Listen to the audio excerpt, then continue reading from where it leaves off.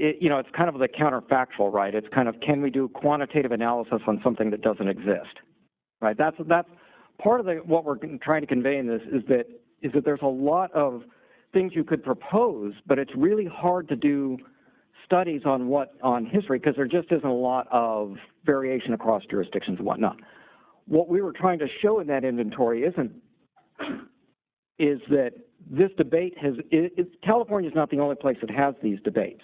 And we were just trying to show that there was another jurisdiction that had this debate and share the conclusion that they drew around those inventory plans. But we didn't evaluate any specific inventory plan because, I haven't seen a specific inventory plan proposed, just public inventory plans. Well, I view that was a hypothetical that you took because nobody's really proposing you have to sell off if you have it.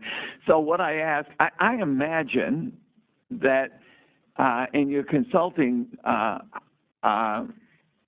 assignment, you were asked to develop a number of different hypotheticals that would have shown that there were unintended consequences of that minimum. You don't have to say whether or not you did.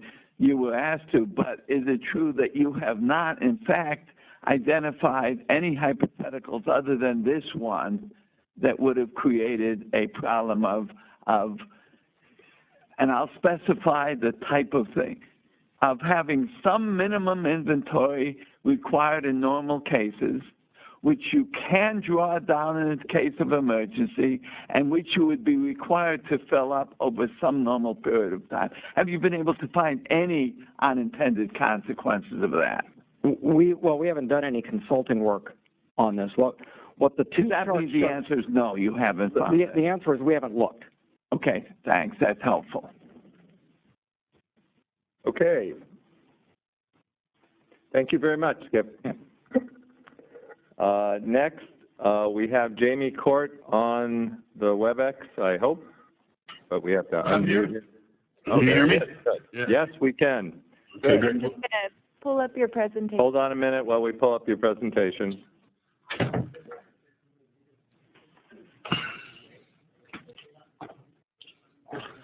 Well, thank you for having me because I really wish to be there, but my airplane got delayed, so I decided to opt for the safe option. But I really wanted to be there with you. So thank you.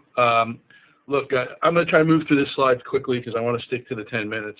But I just want to remind people of the consequences if we can go to slide 2, which is that, we've paid 70 cents to $1 more for gasoline, plus $1 more than the rest of America through volatility. And what I believe the transparency measures we're going to talk about here will do is tame that volatility because we're really disconnected from crude oil prices, production costs, U.S. gas prices, and what we're experiencing this year is what the market will bear pricing. And I believe, and I think we'll show that there's too little information to sustain adequate competition, and that's why we're going through this. If you go to number 3, this is a list of everything that's not required to be disclosed today to the CDC and the public. Refinery maintenance schedules and updates, dealer tank wagon prices. This is, again, the delivery price from a refiner to their stations, real-time imports and exports, and all trades of a significant size, including exchanges and production agreements. We think that should all be out there in the open. That will create more competition. If we go to the next slide, what's known today is actually quite a bit. You've heard that, deals and quantities. We see that through OPIS. We see it through the EIA. We see it through the CEC. But what's not widely known is by whom. And that's the game. And that's where the 4 refiners that control 80% of the market and the very small handful of refiners that control the entire market really have us because they do know a lot about this market, a lot more than we do. If you go to slide 6, excuse me, maybe back up to 5. I apologize. I missed one here. Is this? No. I'll go back to 5. Sorry. Forward 2.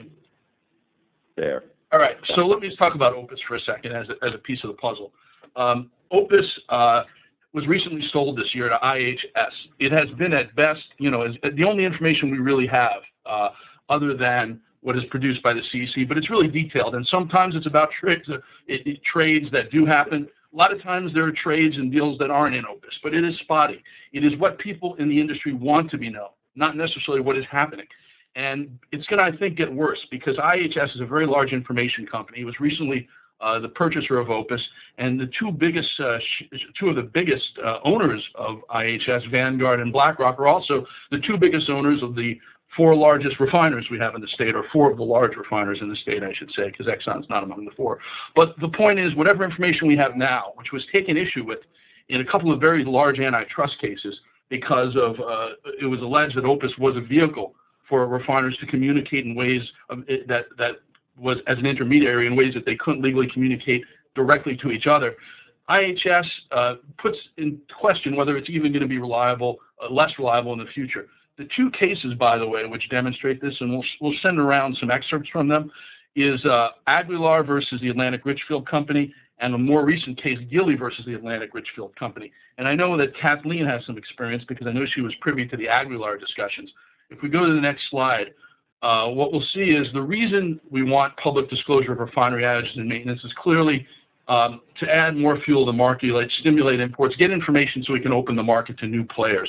And if we had full information, I think, as we all agree about what really happened with Exxon Torrance last year, that clearly would have created a space for this to happen. If we can go to the next slide on 7. The market was really misled over Exxon Torrance. These are all the statements we've culled from Opus. The refinery is going to come back online the end of July, and that's when we had that $4 price spike. Then it was the end of September. And this kind of misinformation, when really from the start we knew there needed to be significant regulatory approval to get Exxon back online, if you look with hindsight, the fact that we didn't know that at the beginning, even though Exxon knew that, if the market had known that, it clearly would have reacted differently. We would clearly have more inventories, and we would clearly have lower gas prices. If we go to the next slide. This is what happened, and we went through this in the last meeting, so I'm not going to go through it, but in July 1, all imports stopped.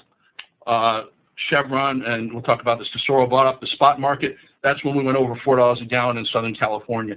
That's all because of misinformation. If we had accurate information, imports clearly would not have stopped. If we go to the next slide, how does a disclosure of gas trades, how would they have helped in 2015? Well, there are four really areas here. We want to really address the dark deals, which we've talked about in previous meetings, where the refiners are not reporting these to Opus or anywhere else, but they're giving a really, really low price to unbranded stations through a super jobber. And then the kind of conduct we see where refiners are buying on the spot market all at once and drying it up. And then production agreements between refiners and exchanges between refiners. These we think should all be out in the open. Next slide, please. So here's just a couple of the examples in pricing on a single day, and I didn't pick it for any real reason. You can see that a dark deal, which is not reported in red, these unbranded deals from right to the refiners, were $1.53, and then if you go to the Opus branded rack, it's $1.78, which is a 25-cent difference, which is pretty typical. And that shows, just at the wholesale level, the kind of discrepancies you have about what the real price of gas is. If we go to the next slide, we'll also look at the dealer tank wagon prices. You can see April 1, so this is still going on. We have, a more than 25-cent difference, and we've seen periods where it's gone up to 40 cent difference between what the dealers are paying at their stations for dealer tank wagon prices, which are not publicly available right now, and what these dark deals are, which again are not publicly available. And that type of difference really in Southern California made a huge difference because we have 80% of the gas stations in Southern California under the dealer tank wagon or the branded system. They're branded stations in any case. And so the price there is controlled by the refiners, whereas that cheap gas that goes to Costco, it doesn't come out, it's certainly cheaper, but the median price tends to gravitate towards the dealer tank wagon price because it's 80% of the market. If we go to the next slide, this is probably the most extreme example. We had in the merger where ARCO was bought, BP turned over its refinery to Tesoro. Tesoro agreed to sell ARCO at the lowest possible price, to keep ARCO as the lowest branded price. Well, here you can see ARCO is paying from Tesoro the dealer tank wagon price. It's 23 cents higher than the rack price. And even though the Attorney General entered into that agreement to keep that price low, it was a 1-year agreement, I believe, or two-year agreement, and this is now 3 years later. Oh, it's a 3-year agreement. So, Kathleen, maybe you want to look at it a little closer. But the point is, when there's this control over the market, through the dealer tank wagon price, and the ARCO owners and others aren't privy to the dark deals, you know, there's a bigger disparity than if that information was more open. If we go to the next slide, please. Okay, this is just an example of something we've heard before of how Chevron and Tesoro at different times cornered the spot market by buying overnight and sucked up all the gas available, and you can see what happens to the price of gas. If that trade, if that spot market purchase had been publicly available, I suspect they'd be worried about the Attorney General looking over their shoulder, and that probably would not have happened. Next slide, please. This is the real question of the night. How did Exxon, which lost its only refinery in California last year, increase sales by 4% according to the Board of Equalization, which it did? And the only answer that we can find, because the imports don't add up to that, is the fact that it has production agreements, extensive production and exchange agreements with other refiners. Now, these signal to these other refiners that, because they're of a certain length and for a certain time, that refinery is not coming up. So at least Tesoro, where we know that there was a lot of crude oil and gas oil and crude that went to Tesoro's refineries, at least Tesoro, but probably other refiners, had very intimate knowledge exactly what was going on at Exxon and could plan their market strategies accordingly. But the rest of the market didn't know. The importers didn't know. And that's the point of full disclosure. Everyone has an equal field. Next stage, please. Next slide, please. So the next thing is, if we can go to one more slide as well, disclosing all dealer tank wagon prices. I heard the EI say, well, we can't disclose retail prices because not everyone has them. Well, look, Lundberg survey sells corner by corner DTW prices to the refiners only. We can't get a hold of it. We know it happens because it was referenced in the Aguilar case, where it was acknowledged in 2000 that was what was happening following a previous court decision that said refiners couldn't do it themselves. So we know that the dealer tank wagon prices in their hands of the refiners, so they know not only what was happening at Torrance, they also know what their competitors are charging all across Los Angeles, and they can adjust their prices accordingly. So the public and those stations all across Los Angeles should also have that information. Let's go to the next slide, please.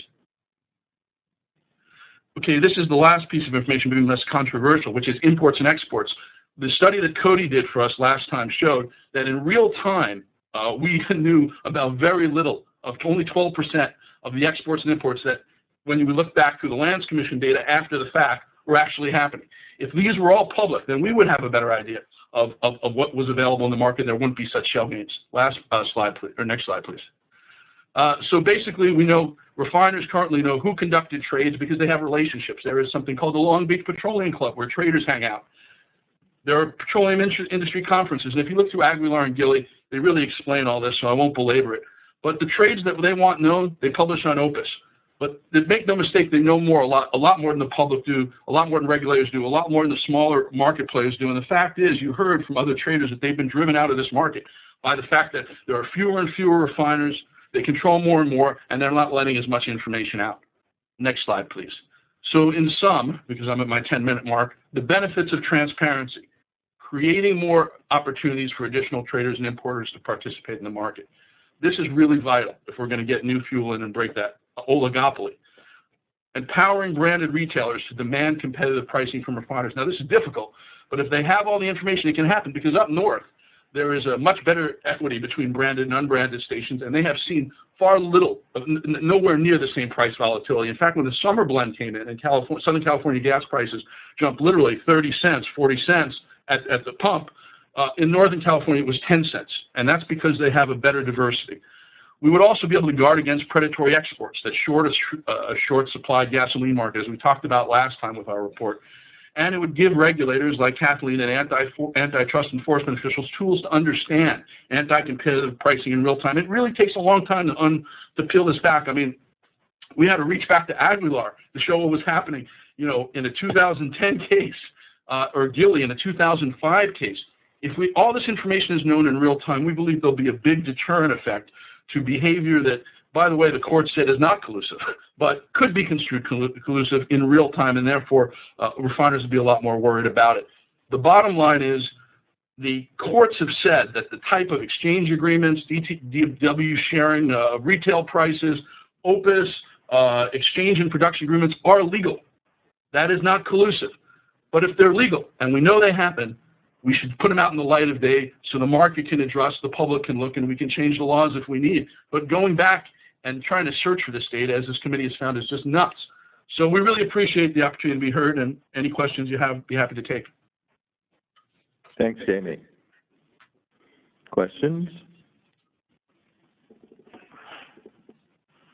I will start then. So let me ask about the dark deals, which you want to shed light on.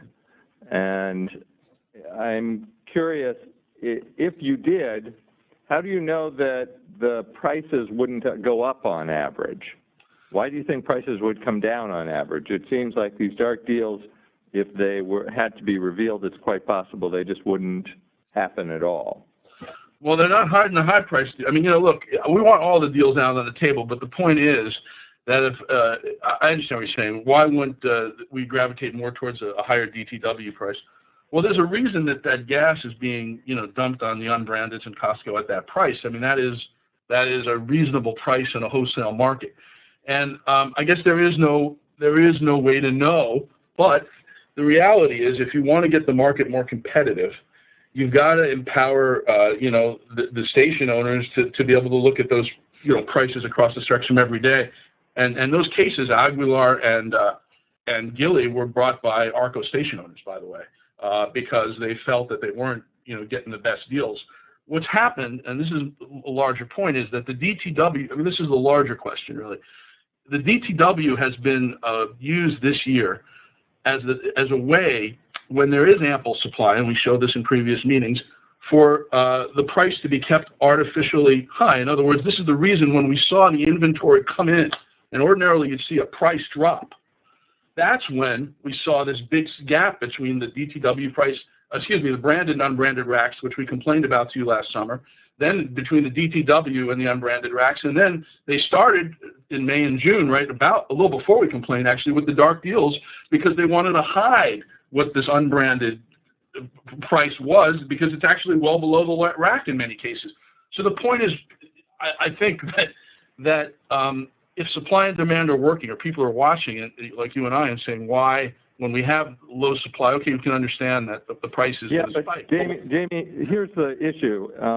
I mean, your underlying premise is these firms have market power, which I'm not, I wouldn't disagree with.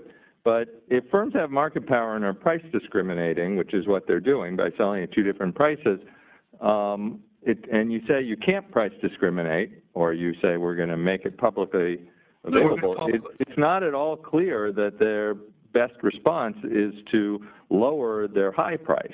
It might very well be to raise their low price. No, but what it means is when there's, look, the reason they're giving the unbranded sector a better deal is because the unbranded sector can get that gas anywhere. I mean, they have a choice. The branded station owners, the people who get the DTW, don't have a choice. They can't vote with their feet. And the point is that in a market where you have more people either opting to be unbranded or independent because they're getting really fed up with the way they're being traded by these DTW deals, or in a market. But that's a structural remedy. That's well, not but that only comes remedy. That only comes when you put information. I mean, we're looking at a market right now that is where the refiners have such power not only over the supply but over the street price that they're exerting it. And what I would say is the unbranded sector, even though it's 20% in Southern California, does have some choices. And the point of publishing all of this is to show what's happening in real time and to give either regulators the tool, or say antitrust regulators the tool to come in and say what's going on in real time, or to give this committee, since you're here for another 3 years, why is this happening, or to give either of these two sectors the opportunity to leverage the refiners for better deals. I just want to clarify, we're not here for another 3 years. We're here for 3 years. But I mean, there are no guarantees, Severin, but I can tell you this. To get in, I guess I'm still not clear why we think that it's not real-time information that would get a branded station to switch to being unbranded. It's basically your sort of presentation, or even with long lags, that says, look, you're getting screwed. You should switch to being an unbranded dealer. That's true, but they don't see that every day. I mean, they don't have this information. I mean, and That's the point, I think, is to reveal it. You show the true state of the market and the imbalances of power in it, and then players in the market and without the market have an opportunity to stress changes. But instead, we're literally. I mean, I don't mean this facetiously. I really appreciate this committee's time, but we're all looking back and describing a market that largely existed in 2000, where all of this was in play. It's just become much more consolidated, so things have gotten an awful lot worse. But the same type of relationships exist, and they deemed to be not collusive for antitrust purposes, which means there needs to be another remedy. Okay, Jim? First, a little correction. We did not vote on 3 more years, and we did not vote on the 20 years to life possibility of what we would have. But I'd like to go on. Look, I listened to what you said. And frankly, I saw very little that showed why transparency would reduce the volatility. I saw you say a lot of things that transparency would create transparency, but not volatility. Well, so let me go on. Let me go and ask you about 2 specific things. Why would data on exchanges of oil or gasoline or products reduce volatility in the market? I don't get that. And I'll roll into the second one, and you can do those separately. When you talked about the ExxonMobil, the data, you would have required not data on what they're doing, but forward-looking statements about the time that they would expect the refinery to come back online. And I don't see how data on forward-looking statements on the expectations of the supply of various companies has ever been proved to reduce prices, volatility, but typically has been seen as something that could, in fact, increase collusion amongst companies. So tell me in those 2 examples how the forward-looking statement of ExxonMobil would actually reduce volatility and why the data on exchanges would reduce volatility as opposed to simply creating more information. Well, on the exchanges, first of all, let's go back to the exchanges. What slide number? In the Exxon case, the accurate information that would be reported to the state about what was wrong with the refinery and include an estimate of time up and a plan to get it back up, which would have told us that they would have, what really happened there and what kind of regulatory hurdles they'd have to get through in order to get an alternate plan established, would have shown that the time horizon wasn't July, but was probably the end of 2016 under best case, 2015 under best case scenarios. That would have allowed for opportunities to import. And if you bring in imports or create opportunities for import, then you reduce volatility. In the exchange example, one of the exchanges that came in on July 1 when prices went up to $4 because everybody expected wrongly that the refinery was going to open when there was no way it was anywhere close to opening. One of the 2 ships that came in that period was an exchange with Chevron, and that ship, if that had been known that was an exchange, again would have created more opportunities for imports. The forward-looking statement that we're talking about is what the expectation is to get Exxon back up and running, and if it included a statement that we got to get approval from the air regulators, in the way that they had proposed it, I think anyone who's looking at that market would say, no, that's not happening for 9 months. We've got an import issue. But more importantly, what the exchange agreements, when they're made public, do is not allow the refiners to signal to each other through the exchange agreements what's going on in the market the rest of the market doesn't know. And if you believe that the rest of the market, I know we're going to hear Mr. Falucich talk in a minute about how traders trade for profit. Well, in this case, if you're trading for profit and Exxon's not coming back on 9 months, you're not going to dry down an already dry market. You're going to fill it up. You're going to find a way. You're an importer, you're a trader, you're going to find a way to fill it up.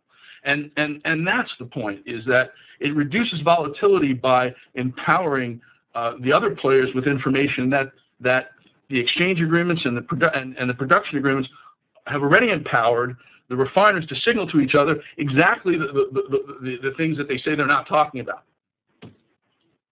Frankly, you still haven't made a case in that case, in these examples, why that data would have caused a reduced spikes. The data on ExxonMobil is that they have to get regulatory approval, which I guess would be new data, but most people would know that if they're involved in it. The exchange agreements, having studied a lot of circumstances in which exchange agreements work, they really give the opportunity for reduced overall cost of the infrastructure, cost of moving products that you don't have to move because of exchanges, or moving it across time at a lower cost. And I simply didn't understand at all anything you said about why data on the world would allow those exchange agreements to keep the actual price spikes down. Well, if you look at the Gilly case, which I'll give you, and the Aguilar case, and I actually had some copies I was going to hand out to you. The Gilly case is all about how exchange and production agreements, which are detailed very specifically, are ways for the refiners to signal to each other. First of all, the way for one is pretty specific to Chevron, and the way to reduce carb capacity in certain areas and maximize, which is inconsistent with what you're saying, but and maximize cooperation so that there wasn't excess carb capacity in the market, which draws down inventories. Now, to the degree that those are made public, and to the degree that companies are using these exchange agreements and production agreements as a way of having sufficient inventories, that tells the rest of the market you can profit by bringing in more product. So if things work the way they're supposed to work, okay. If you look at these lawsuits, and you can see very clearly that all of these are tools in an isolated market based on carb to keep inventories low or just sufficient. And we're hearing from traders and importers, hey, it takes 3 weeks to get this product here, and hey, we don't have enough information to make moves to counter, and that's why we're going out of the business. What I'm saying is putting more of this information, knowing that it's a tool being used based on what's happening in the market now and based on what's been established in these cases, it's a tool being used to do what we say is really the cause of the volatility, which is low inventories, perennially low inventories, and what seems to be an inability to get a refinery up and running for a year. But I do say that if you knew the extent of the damage up front about the ESP and the FCC at Exxon, if they were just honest right at the get-go about exactly what happened, and they needed a whole other ESP, I mean, people would have understood exactly the time frame in addition to the regulatory hurdles to get it up and running. Okay, Amy, you had a question? No, I was just going to make a summary statement about transparency and data.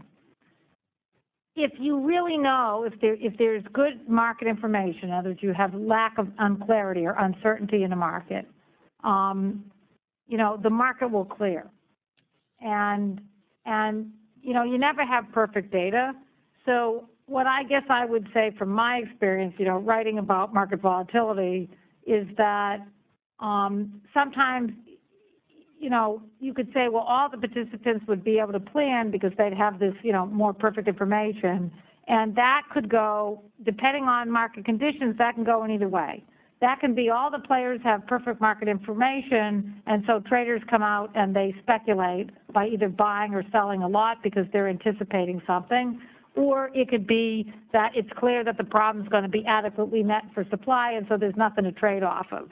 And, to give you an idea of an example outside the state of California, that's a good example that's been studied, is when they have these pipeline reversals for West Texas Intermediate crude oil, right? You get a lot of speculation ahead of the basis risk for month-to-month trading. In the months before this reversal and after the reversal, traders take positions on the spreads, right? So I think, honestly, if we're interested in that topic, that is something that's probably quantifiably knowable looking in history over periods of time where there was less perfect information and more perfect information in the market, and how did people use that information. I think that it's really depends on the circumstances of the information. If you give people the information that there's going to be a giant shortage and there's no way to fix it for 9 months, it's unclear that that information would necessarily be as helpful to a consumer. So I really think it's really more specific to the kinds of things that you're looking at. And I think with respect, Jamie, I think what you're really trying to say, so I'm going to try to say it a little bit more clearly, what you're really saying is, to the extent that we have an AG's office, or to the extent that the CEC has a panel like ours, or other kinds of protective activities, right, to the extent that industry players with market power would hide data from those bodies and use that data advantageously to exercise market power, that would be a problem, right? And I think we should zero in on specifically on that specific problem, because that is a different problem than just whether people in the market know that there's going to be a shortage or not, which is a different thing. I appreciate the eloquent restatement, but I would also say that you have heard testimony, and we have heard testimony about the trading sector shrinking. I mean, what we're trying to do is undo market power. So yeah, the easiest way to do that is to undo it, but there is no clean way to do it. So the way, I do believe setting sunlight on this market will create new opportunities, especially because we know now, I mean, there's a lot more places that produce carb now. Than we were dealing with this 15 years ago. And it's a 3-week trek. And so if the market doesn't work when we know there's a 9-month shortage and we can't get it in within 3 weeks, then there's another discussion that's to be had. I would say also... So I won't name names, but let me just say in a very general way, when you have a market with large, unbelievably large, very wealthy players with a lot of market power, and then you have a new player or a trading player, those players with a lot of capital and a lot of market power can come in and move the market around to harm people who would trade against their interests, right? And it's happened in oil, in over and over and over again in the Brent market and other markets where you have a player with market power. Alaska, it used to happen, and they come in and they see some traders going to do an arbitrage, and they just come in and move the market against that player to put that player out of business. The history of the oil industry is littered with trading companies that have been put out of business for getting in the way of a large player. So that's just saying. But making all trades transparent, making it all trades transparent, make it harder to do it, or when it happens, as you said, and I think very eloquently, gives the information to an antitrust official that they're doing that, which is an anti-competitive act. Okay. And that's why we suggest making all trades public. I just want to tell Jim that the expert in the Aguilar case, and I believe the Gilley case, was a colleague of yours at Stanford, Roger Knoll, and he wrote an unbelievable declaration that's quoted in the appellate decision. Unfortunately, the declaration, as well as the deposition of Mr. Falstich, who worked at Exxon at the time, and a bunch of other witnesses, are all under protective order. But he is cited about 70 times in that decision, and perhaps he could share with you some of his reasoning. Dave Hackett, you have one final comment? We're behind schedule. I'm going to offer an opinion. And my opinion is that there are plenty of barriers to supply in this market. Creating additional regulations will create additional barriers and keep market participants out. Okay. Thank you very much, Jamie. And we are going to move on to John Falstich. Thank you. John, are you on? John? Okay, I believe I have now been unmuted. Yes, there you are. Okay, thank you. I will try to move through this as quickly as possible.